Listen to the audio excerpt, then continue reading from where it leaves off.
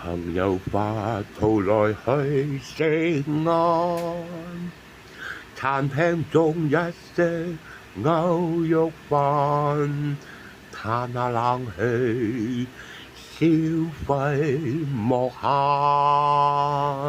當出街吃飯成為習慣，不喺屋企來煮飯，相約男朋友仔傾下偈，只夠浪漫。笑住今天再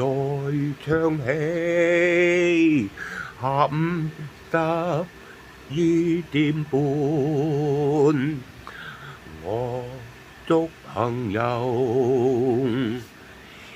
身體健康。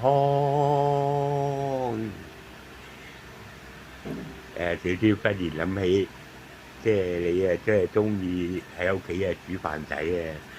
即係其實喺出邊食晏咧，又可以即係約啲朋友仔啊，即係傾下偈啊咁樣，即係嗰個格調都唔同嘅，即係嘆下冷氣啊，又唔使洗碗啊、洗碟啊咁樣啊，即係兩回事嚟嘅，即係其實啲錢係要咁睇法嘅，即係有時係要嘆翻下咁至啱。